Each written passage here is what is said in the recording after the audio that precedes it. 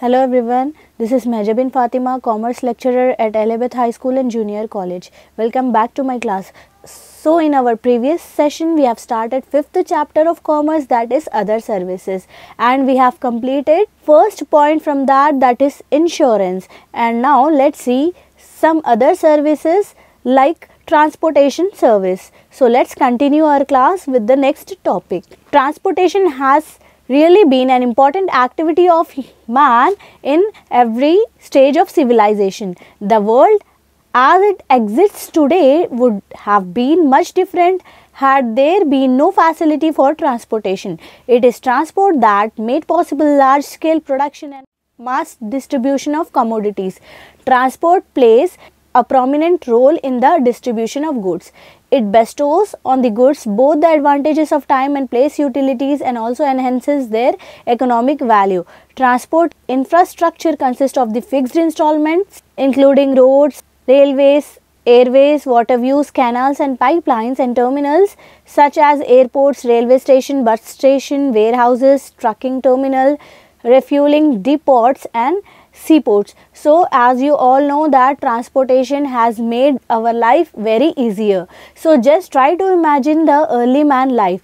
At that time no transportation was there, so due to that they were facing so many problems. If anyone wants to go from one place to another place, it was very tough for them to move from or to migrate from one place to another place. And even at that time, due to no transportation, they could not have the facility of sending goods from one place to another place. Now with the help of transportation we can move or we can migrate, and along with us we can also move the goods and commodities from one place to another place.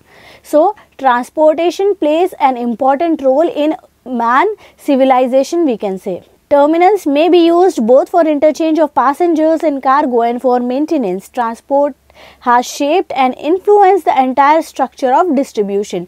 So with the help of transport it is possible that we can move the large scale production from one place to another place.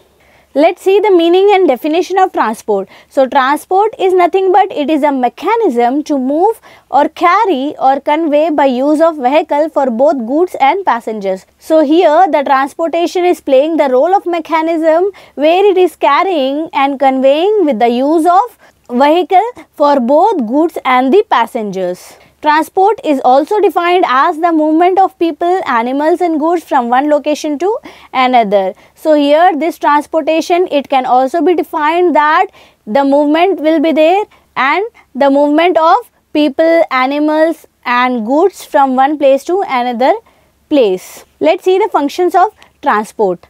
Transport performs a large number of functions. It diffuses knowledge, removes prejudices and destroys ignorance, but its contribution in the field of marketing alone are considered here. Some of the important functions of transport are as follows. So as we all know that this transportation will perform several functions and it has different kinds of functions, we can say. Now let's see some of its functions.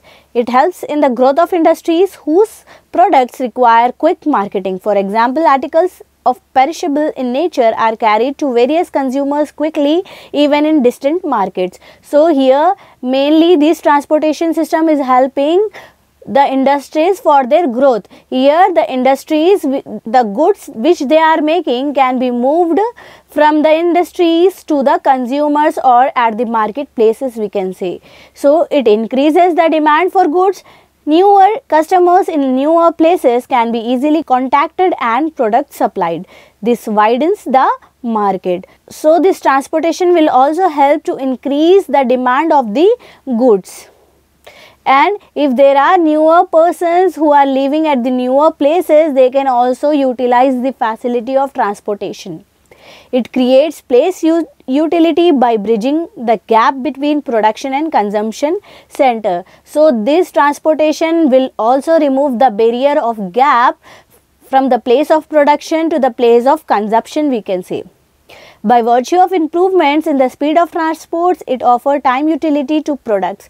Transport helps to stabilize prices of several commodities. It is achieved by moving commodities from surplus area to deficit area. This will equalize the supply and demand factors and make the price of commodities to even out. So with the help of transportations, the commodities can be moved from one place to another place. Like these commodities could be moved from surplus area to deficit area. It ensures even flow of commodities from the hands of the consumers. It enables the consumer to enjoy the benefits of many goods not produced locally. This increases the standard of living, an essential factor for further development of marketing and the economy. So with the help of transportation, it will increase the standard of living of human being, and the consumers can enjoy many benefits by sitting at one location, and if they want anything from another location, they can just get that product or commodity only with the help of transportation. Let's see what are the modes of transport. A mode of transport is a solution that makes use of a particular type of vehicle, infrastructure and operation. The transport of a person or of cargo may involve one mode or several of the modes, with the latter case being called intermodal or multimodal transport. Each mode has its own advantage and disadvantage and will be chosen for a trip on the basis of cost, capability and route. So here the mode of transport, it is the solution which will make the use of a particular type of a vehicle, we can say, or infrastructure or the operation, and as each mode will have the advantages and disadvantages, but it will be chosen for the trip on the basis of cost, capability and route. So broadly, the various modes of transport fall under the three categories, that is land, water and air. These are further classified on the basis of the vehicle used. So mainly or basically the modes of the transportation will fall in the three categories, that is land, water and air. But again they can be classified by the basis of vehicle which is being used. The first type of transport is land transport. So for land transport, we are having roadways, railways and trainways. The way for all these three kinds of transport is land. Land transport is also called as surface transport. So the first one is road transport. It is the ancient form of transport. Even today it remains the commonest form of transport. So this road transport, it is the ancient form and it is mostly common transport in our, and even it is the most common transport. So obviously, as I have said earlier, that every mode of transport has its own advantages and disadvantages. So when we will see about road transport's advantages, it does have some merits like cheapness. So all form of animal driven, man driven and motor driven transport are cheaper when compared to other forms on account of less maintenance expenses of the way. The laying and maintenance expenses of roads are the responsibility of the state. This relieves transport owners from incurring high cost of operation compared to railways. So this is the most cheapest mode of transport, we can say, where the maintenance and expenses will be carried out by the government, where when we'll compare with other forms of account, it has less maintenance and expenses of the way. Next advantage is its very safety. So damage due to handling of goods is lesser in the form of this land transport or road transport. And then next one is it's flexible. Disadvantage could be claimed only by road transport. It may go near to the place of loading and deliver the goods at the place of use. Door-to-door service is one of the most attractive feature of road transport. Here the door-to-door supply will be there. So it is the most cheapest and common method of road transport. Let's see some of the demerits of road transport. First one is it is irregular operation. Most of the transporting system operating on roads are not coordinated. Therefore, they ply according to their convenience. This reduces regularity and therefore affects regular and continuous flow of goods. So it does have the irregular operation, we can say, and it has limited carrying capacity. So the capacity of this roadway is limited. So limited load carrying capacity is one of the drawback of road transport. There is a limit beyond which they cannot carry. Next one is slow speed. Speed is an essential element in marketing of goods and services. So here when we will compare this roadways transport with the airway transport, then obviously it is of slow speed. At airway transport, fastest, it has the most fastest speed we can say, but here in the road transport it is of slow speed.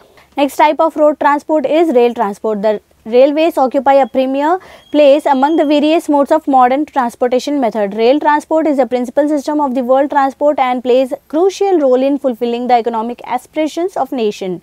The rapid industrialization in the world took place only after the development of rail transport. So here this rail transport will occupy a premier place among other various modes of transportation of modern transportation method. And due to the rapid and only with the development of rail transport, rapid industrialization has also taken place. Let's see the merits of rail transport. Most suitable for heavy and bulky commodities. So this type of transportation is suitable for heavy and bulky commodities and long distance travel. So they offer an unbroken journey provided there is no change of tracks. The kind of transport is most suited for long distance travel and transportation. Next one is cheap rate. Railways are often offered as the common man transport. This is mainly because of its cheap rate. So the railways transportation is cheaper when compared to other modes of the transportation. So besides having the merits, it does have some demerits too. The first one is lesser accessibility, as railways are totally unfit to provide rural transport services. Owing to the heavy initial investment involved, they can serve only to those places where the volume of traffic justifies the operation cost. So it does have the lesser accessibility, and it also have inflexibility too, which means these railways cannot offer door-to-door service. Goods have to be carried out with the help of terminals, and it is not suitable for local transport, and huge maintenance and expenditure will be there. Water transport is one of the primitive modes of transport in the past. This was the only means of transport available for moving bulky goods of cheap value. In fact, world trade and industry was developed through the medium of waterways. Sea routes were mainly responsible for new discoveries. So in the initial stage, we can see that many persons, they have discovered the sea routes, and here the sea routes are mainly responsible for new discoveries. And water transport is one of the primitive mode of transport, and in fact, in the past, this was the only mean of transport for moving bulky goods at the cheapest value. The merits of water transport is, it is the cheapest when compared to other forms of transport because it is low operating cost. It is particularly suited for carrying heavier goods like coal, bricks, etc. No initial investment and maintenance cost is involved. The question of delay as the tracks are congested due to traffic does not arise, and it also helps international trade with the reach of all nations. And the demerits of water transport are, the form of transport cannot be used throughout the year primarily on account of its seasonal character. So due to the seasonal character, we cannot use this water transport throughout the year. Its movement is slow, therefore perishable articles cannot be transported through this mode of transport. So if the goods are perishable, then they cannot be transported from one place to another place with the help of water transport, as the movement of water transport is very slow.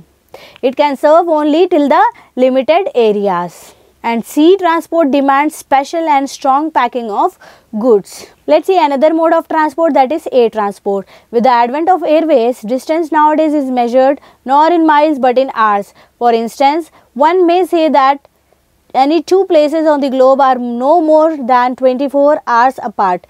Besides the political, military, social and cultural aspects, the contribution of air transport in commercial field is highly significant. It has created time utility even in international market. So with the advent of airways, distance nowadays is calculated in hours, not in miles. And for instance, if there are two places on the globe, it will not take us more than 24 hours to reach from one place to another place. Let's see the merits of air transport. So obviously the first one is rapid speed. So this is the fastest mode of transportation we can say, and it is the important feature of air transport. No other form of transport can compete in this respect with the airways. And the next one is boom to traders in highly perishable commodities. So here with the help of air transport we can send the perishable goods from one place to another place within the time limit. So besides having advantages, it also does have some disadvantages. Now let's see those disadvantages. So the first one is high rate. The freight rates are comparatively very high. So when we will compare this airways transport with other modes of transport, then obviously it has very high rate or it is very costly, and it also has low carrying capacity. Recently places have been constructed solely for the purpose of carrying cargo, but compared to ships their carrying capacity is negligible. Bulky goods are outside the purview of air transport even today. So when we are comparing this air transport with other types of transports like ship, like waterways transport, this air transport has limited capacity of carrying loads. And the next demerit of airway transport is it is dependent on climatic condition. During seasons of heavy rains and storms, air transport is ineffective. So this was all about transportation service. Let's see another type of service, that is warehousing. So preserving of goods for future use is a pervasive human desire. Under modern conditions, storage is a major function of marketing activity. It involves the utilization of substantial manpower and capital resources and is of concern to all segments of our economic system. So nowadays preservation will also play an important role in our life. So preserving of goods for future use, it is a pervasive human desire, and under modern commodities, storage is the major function of marketing activity we can say. Let's see the actual meaning of warehousing.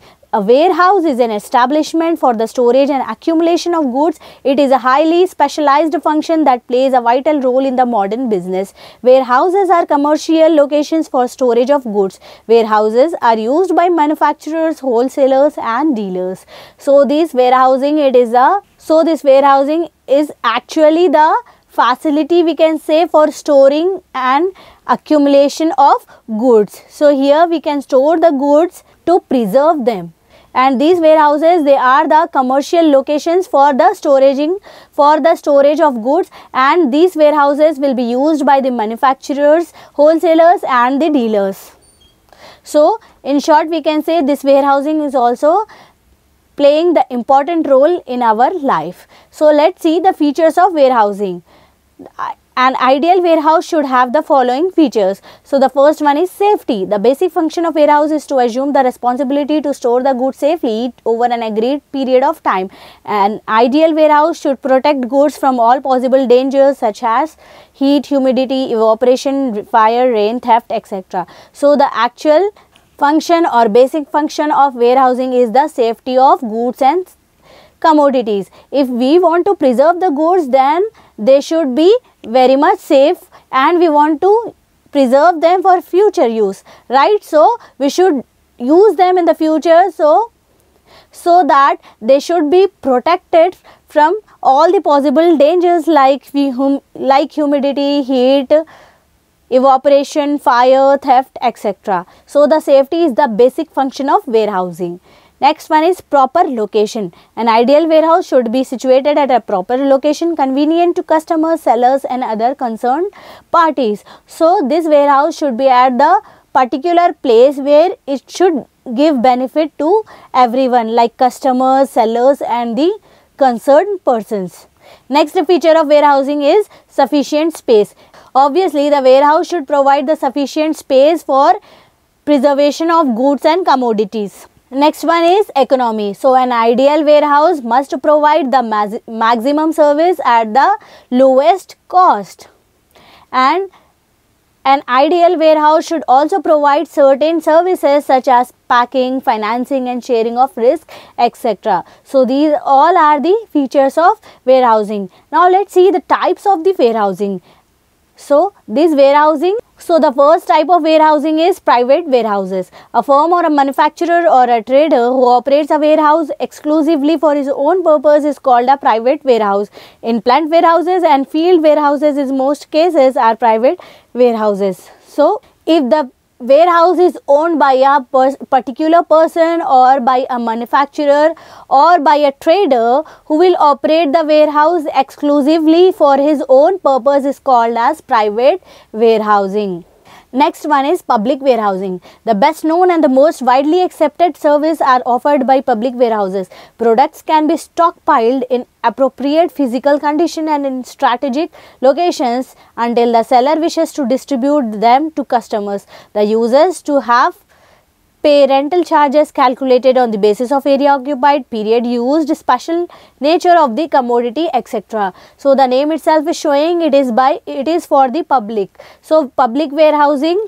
So under public warehousing, the users they have to pay the rental charges which will be calculated on the basis of area which has been occupied by the owner or the period till which they are using the warehousing service and the special nature of the commodity.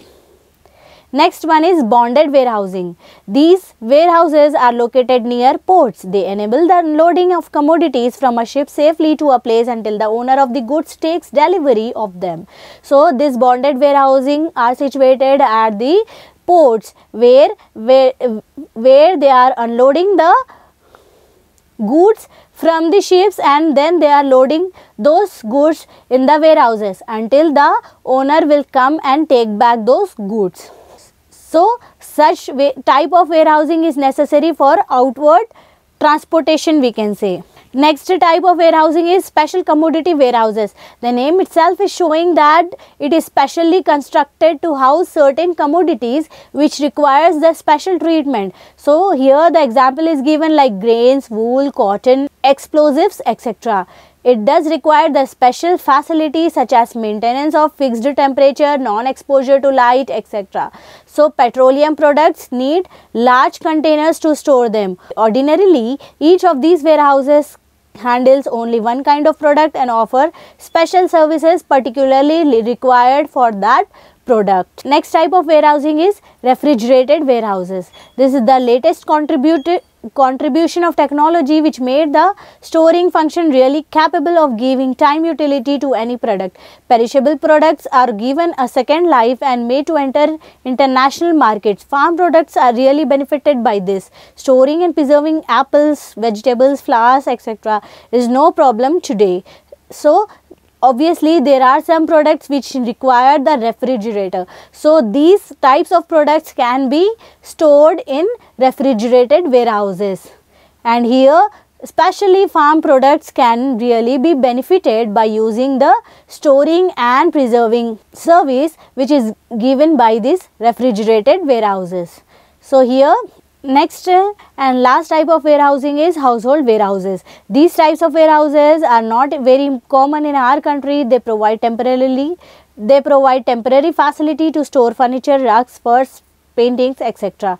So these warehouses are not common in our country, but they provide the temporary facilities to store furniture, rugs, furs, paintings, etc. And the reasons for growth of such warehouses abroad are high rentals of houses and separation of families through divorce. So this is the reason due to which these household warehouses are providing facility in the abroad countries. So here we are done with our two topics or two types of business services like transportation service and warehousing service. I hope you understood both of them very well. So here we are done with our chapter. Let's continue our next chapter in next class. Thank you.